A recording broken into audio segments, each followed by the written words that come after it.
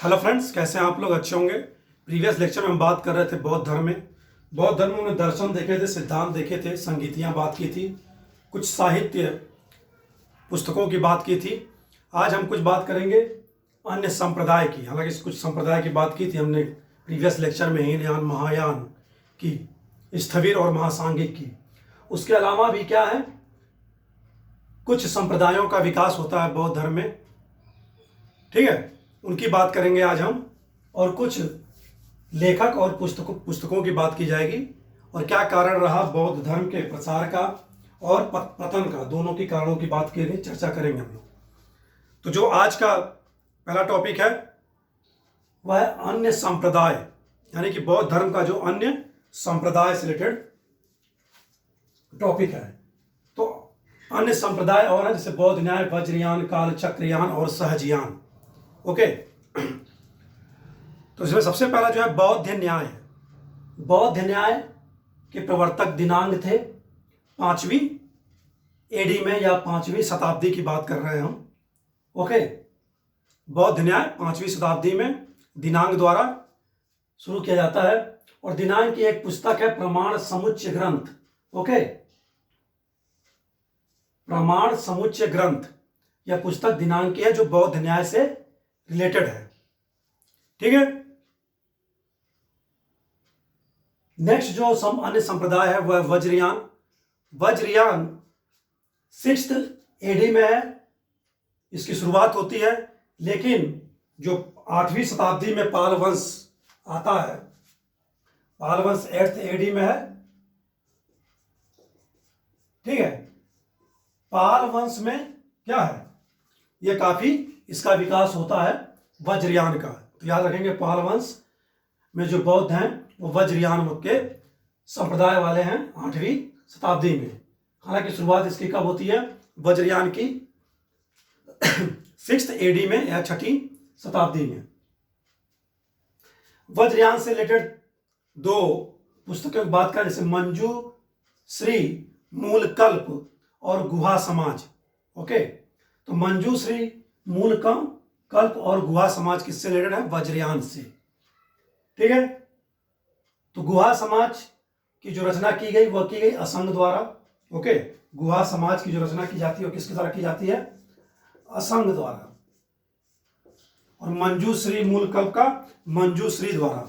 मंजूश्री कालचक्रयान में आएंगे, यानी कि वज्रयान से ही निकलकर कालचक्रयान की स्थापना होती है 9th एडी में।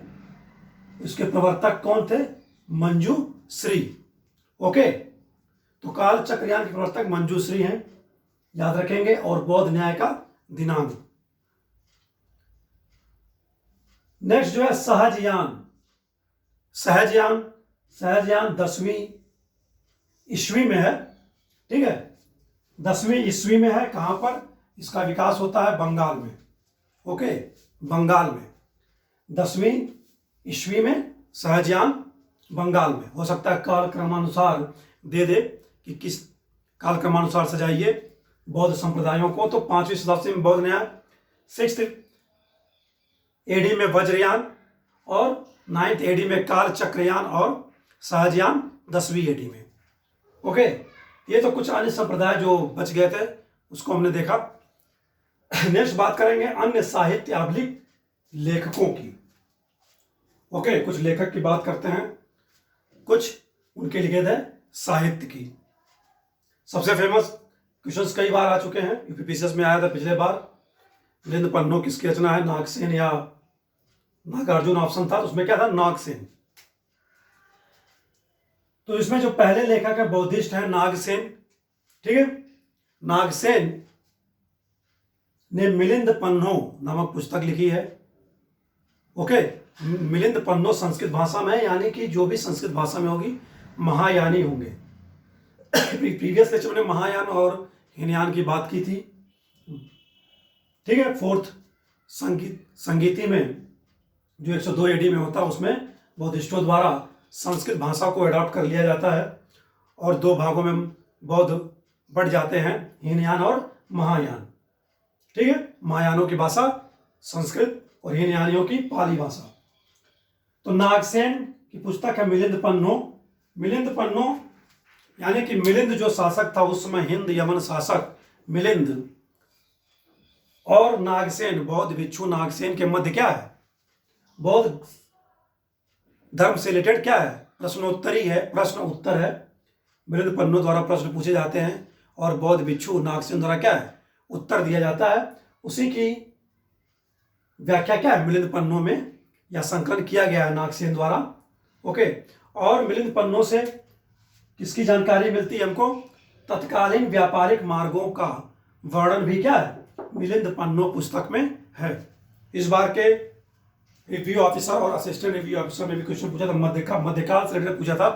पुस्तक का नाम महमूद वेगड़ा, ठीक है, और उसमें पूछा गया था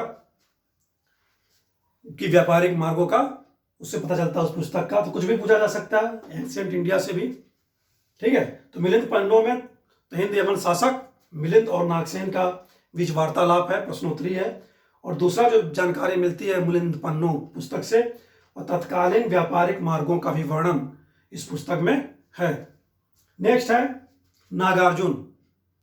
नागार्जुन, ठीक है, नागार्जुन भी जो इन्होंने पुस्तकें लिखी हैं सभी की सभी क्या है, संस्कृत भाषा में है। यानी अकुतोमया माध्यमिका कारिका और प्रज्ञा पारमिता सूत्र, ठीक है, अकुतोमया माध्यमिका कारिका और प्रज्ञा पारमिता सूत्र, ये तीनों पुस्तक किसमें है, संस्कृत भाषा में है। याद रखेंगे किसमें है, संस्कृत। ओके, सभी संस्कृत में है। इन्हीं पुस्तकों में क्या है, इन्हीं तीनों पुस्तकों में क्या, शून्यता का सिद्धांत नागार्जुन द्वारा दिया गया। याद रखेंगे शून्यता का सिद्धांत किसने दिया है, नागार्जुन ने। कभी कभी कंफ्यूजन होता है नागसेन में, ठीक है। तो शून्यता का जो सिद्धांत है वह नागार्जुन ने इन्हीं तीनों पुस्तकों में प्रतिपादित किया है। ओके, एक और पुस्तक है इनकी युक्ति षष्टिका। युक्ति षष्टिका, तो क्या है शून्यता का सिद्धांत। शून्यता का सिद्धांत क्या है, शून्यता का सिद्धांत में है कि कुछ नहीं से कुछ नहीं निकलता है, ठीक है, कुछ नहीं से कुछ नहीं निकलता है। ओके, इसी को क्या कहा गया, शून्यता का सिद्धांत। यानी किसी भी चीज की शुरुआत करेंगे हम तो शून्य से करेंगे, कुछ नहीं से शुरू करेंगे तो कुछ नहीं ही क्या है, निकलेगा। नागार्जुन कनिष्क के समकालीन थे, अश्वघोष भी कनिष्क के समकालीन थे, ठीक है। नागार्जुन सातवाहन या गिसरी के और कुषाण शासक किसके, कनिष्क के क्या है, समकालीन है। ये बात हो गई नागसेन और नागार्जुन की। नेक्स्ट बात करते हैं बौद्धिस्ट। अश्वघोष काफी फेमस बौद्धिस्ट या भिक्षु हैं बौद्ध धर्म के। अश्वघोष द्वारा बुद्ध के चरित्र पर लिखी गई पुस्तक बुद्ध चरित्र पहला महाकाव्य है, जो बुद्ध के चरित्र को या बुद्ध के जीवन को क्या है, विस्तार पूर्वक इसमें वर्णन किया गया है, ठीक है। तो बुद्ध चरित्र, सौदरानंद, सारिपुत्र प्रकरण, लंका अवतार और वज्र सूची, ये सब की सब क्या है, संस्कृत भाषा में, ठीक है। सभी के सभी क्या है, संस्कृत। सब महायानी है, ठीक है, सभी के सभी क्या है, महायान शाखा को मानने वाले हैं, इसे क्या है, संस्कृत भाषा के हैं। तो बुद्ध चरित, सौदरानंद, सारिपुत्र प्रकरण, लंका अवतार और वज्र सूची क्या है, अश्वघोष की रचनाएं हैं संस्कृत भाषा में। अश्वघोष क्या है, महायानी शाखा से रिलेटेड है, ठीक है। तो सभी के सभी क्या है, महायान से रिलेटेड होंगे, महायान शाखा से। सिर्फ बुद्ध घोष क्या है, हीनयानी है, ठीक है। तो सभी के सभी क्या है, महायान, महायान शाखा से इनका संबंध, ठीक है, बौद्ध धर्म के। सौंदरनंद का रखेंगे याद कि सौंदरनंद कौन था, बुद्ध का सौतेला भाई थे, ठीक है। बुद्ध के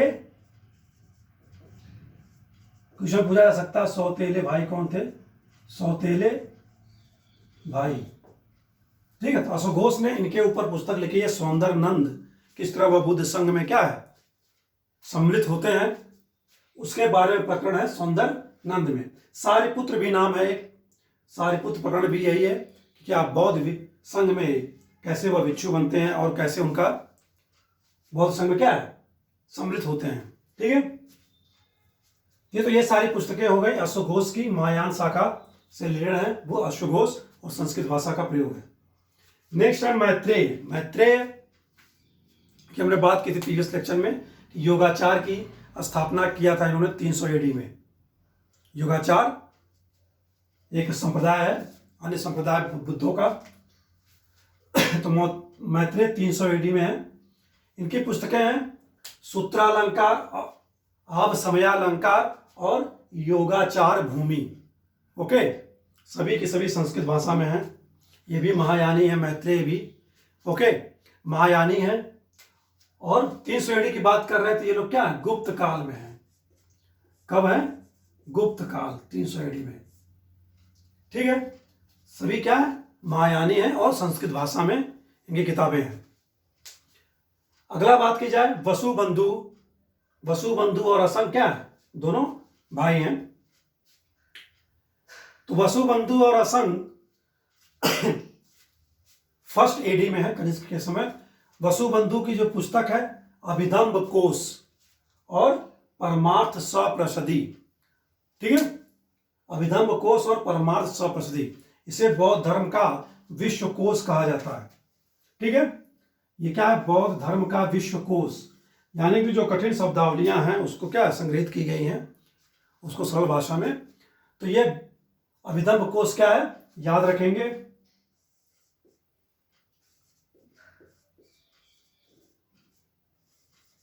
बौद्ध धर्म का विश्व कोश है।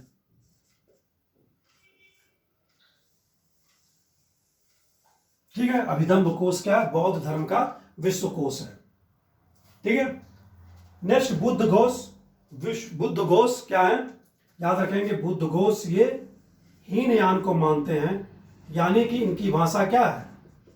पाली है, जिस भाषा में बुद्ध क्या है अपने उपदेश दिया करते थे, शिक्षा दिया करते थे। ओके, विशुद्धि मग क्या है? पाली भाषा में हीनयानी ग्रंथ है। हीनयान की बात की थी हमने, जो ओल्ड बुद्धिस्ट को विचारों को मानते हैं, अष्टांगिक मार्गों को मानते हैं, 4 आर्य सत्य को मानते हैं, सत्य को मानते हैं। ठीक है, वो हीनयानी है, यानी कि छोटा यान की बात कर रहे हैं, निम्न मार्ग। महायानी बड़ी गाड़ी, बड़ा मार्ग। ठीक है, हीनयानी क्या बात की थी प्रिय लेक्चर में, मांस खाना वर्जित है, लेकिन ये महायानी क्या मांस खाते हैं। ओके, कल हमने प्रीवियस सेशन में बात की थी, इसके बारे में डिस्कस किया था हीनयान और महायान की। विशुद्धि मग, मनोरथ पूर्ण और सुमंगल विलासिनी, ये पुस्तकें किसकी हैं? बुद्ध घोष की हैं। सभी की सभी बुद्ध घोष की हैं, विशुद्धि मग, मनोरथ पूर्ण और सुमंगल विलासिनी। नेक्स्ट पुस्तक है न्यायमुख, किसकी है? दिनांक की। अभी बात की दिनांक की, 5th AD में बौद्ध न्याय संप्रदाय के प्रवर्तक दिनांक की पुस्तक है। कौन सी? न्यायमुख। तो न्यायमुख क्या है? दिनांक की न्याय शास्त्र की पुस्तक है। ठीक है, किसकी पुस्तक है? न्याय शास्त्र।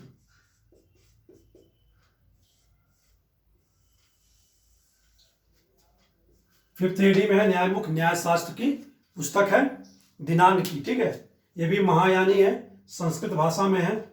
ओके, यानी कि दिनांक को क्या कहा जाता है? मध्यकालीन न्याय का जनक, न्याय शास्त्र की पुस्तक है, इसलिए दिनांक को मध्यकालीन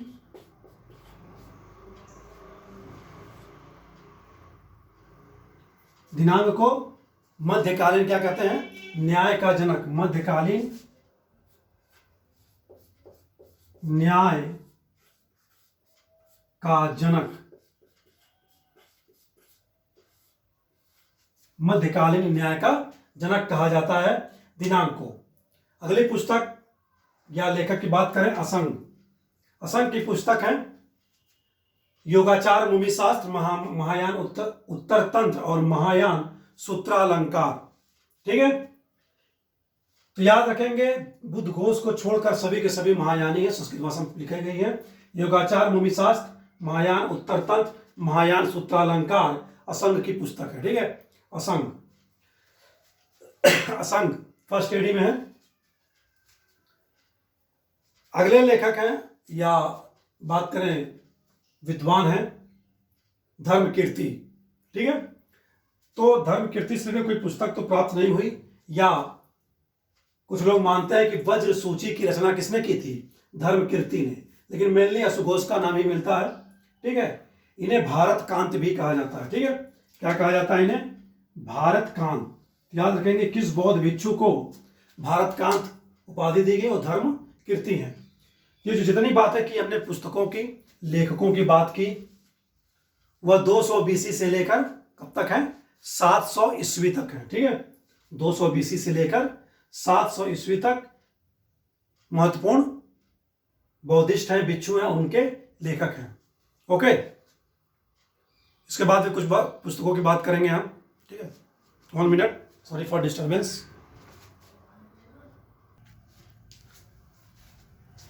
तो हम बात कर रहे थे 200 बीसी से लेकर 700 बीसी तक के बीच महत्वपूर्ण बुद्धिस्टों की, भिक्षुओं के, उनके पुस्तकों की। इसके अलावा भी कुछ पुस्तकें हैं, जैसे दीपवंश, महावंश। कौन कौन से, दीपवंश और महावंश, ये भी पुस्तकें क्या हैं, बौद्ध धर्म से रिलेटेड हैं। ठीक है, हालांकि इससे जो जानकारी मिलती है, श्रीलंका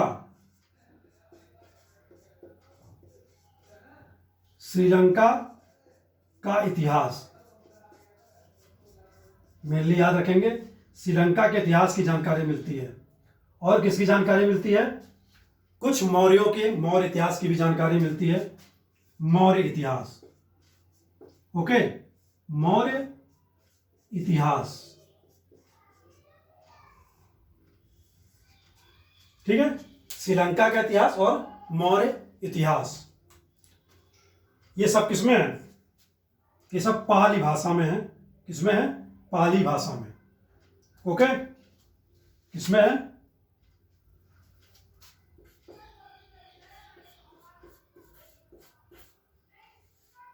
पाली भाषा में है। याद रखेंगे पाली भाषा में है। ठीक है, अगली जो पुस्तक है, और इनके अलावा महावस्तु,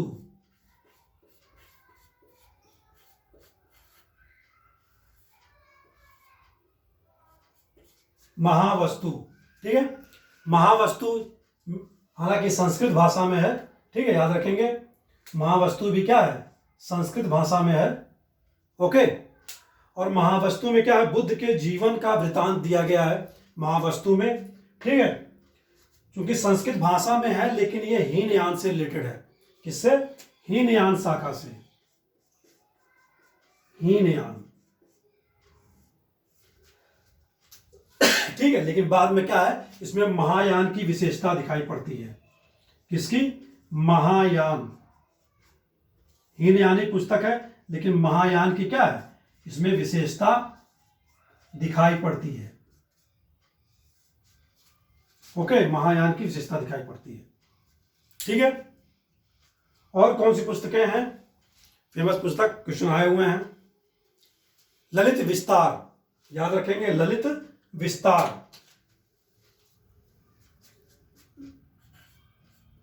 महायान से रिलेटेड है, ललित विस्तार।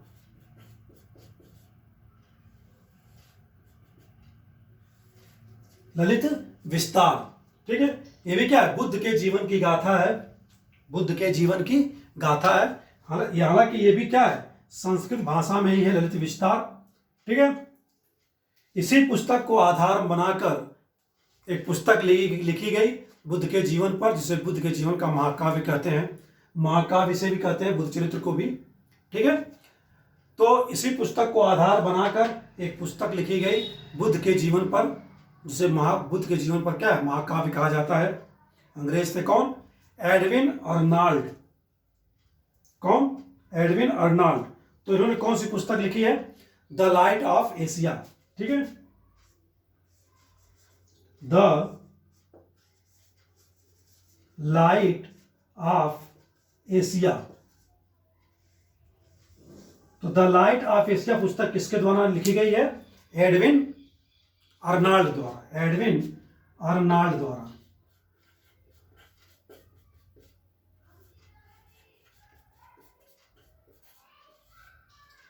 एडविन अर्नाल्ड द्वारा। याद रखेंगे पुस्तक द लाइट ऑफ एशिया का जो कॉन्सेप्ट है या इसको आधार बनाकर लिखा गया ललित विस्तार पुस्तक से है।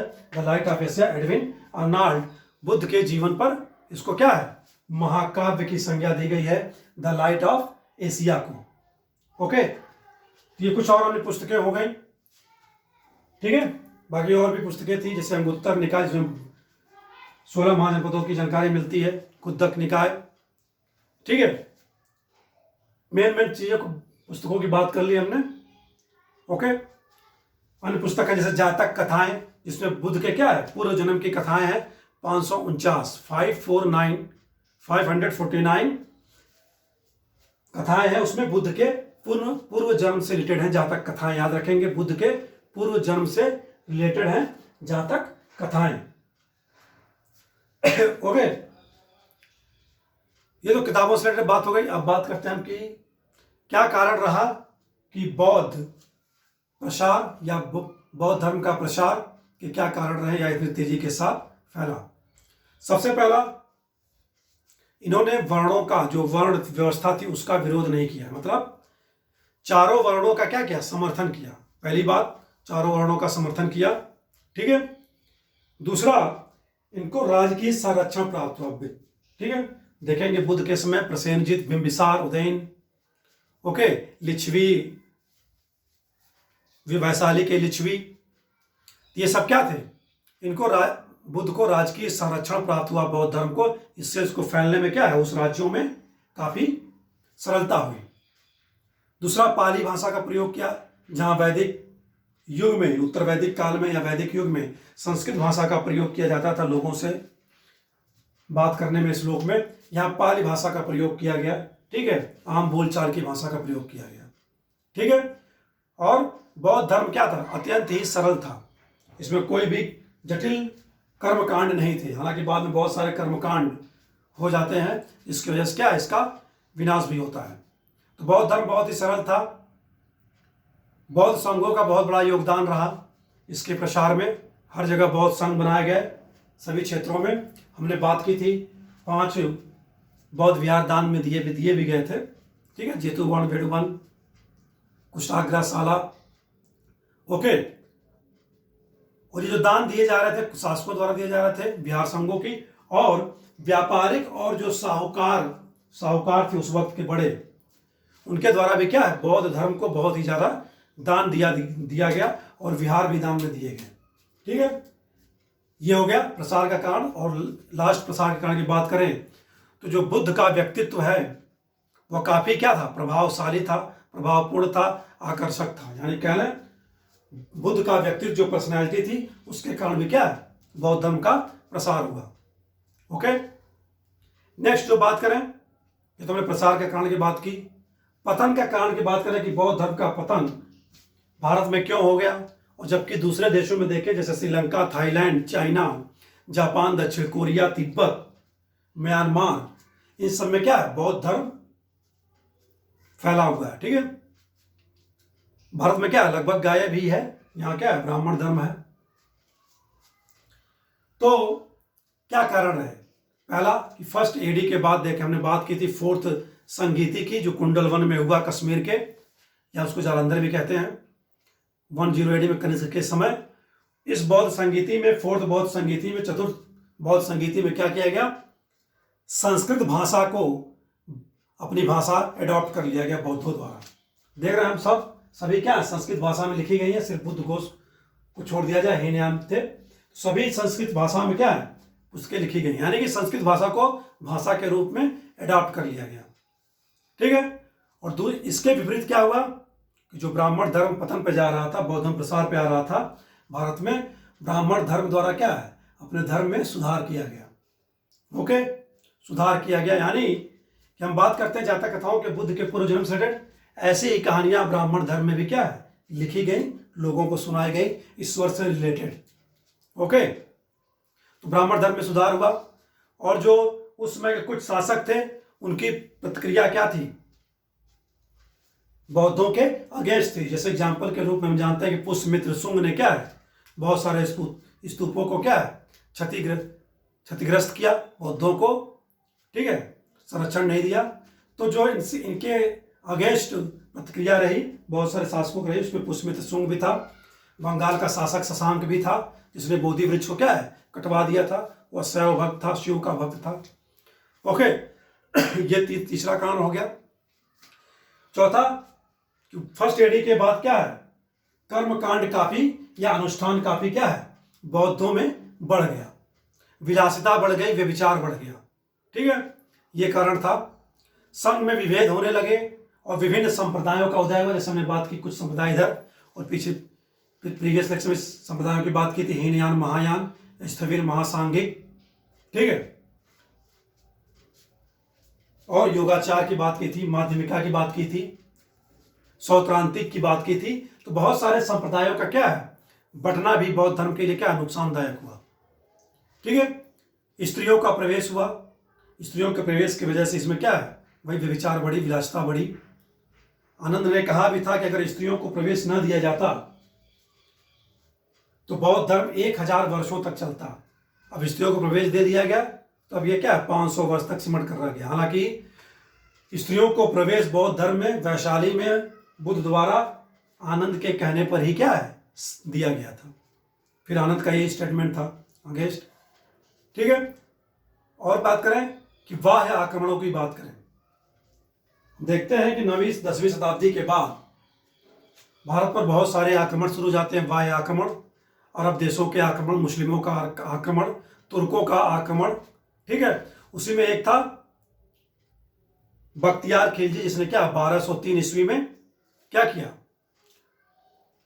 पूरा बिहार तक, क्या बंगाल तक काफी लूटपाट की, आक्रमण किया, बौद्ध विहारों को नष्ट किया, नालंदा विश्वविद्यालय को नष्ट किया, विक्रमशिला विश्वविद्यालय को नष्ट किया, आग लगा दी गई विक्रमशिला नालंदा में। 6 महीने तक क्या है, इतनी पुस्तकें थी कि नालंदा विश्वविद्यालय में 6 महीने तक कहा जाता है कि आग जलती रही, धुआं उठता रहा। तो ये सारे पतन के कारण थे बौद्ध धर्म के। ओके, तो इस तरह आज की वीडियो में हमने बौद्ध धर्म और प्रीवियस वीडियो को मिला लें तो हमने सारा बौद्ध धर्म को क्या है, कंप्लीट कर लिया है। नेक्स्ट बात करेंगे आगे जैन धर्म की। आज की वीडियो में बस इतना ही। नमस्कार, thanks for watching the video.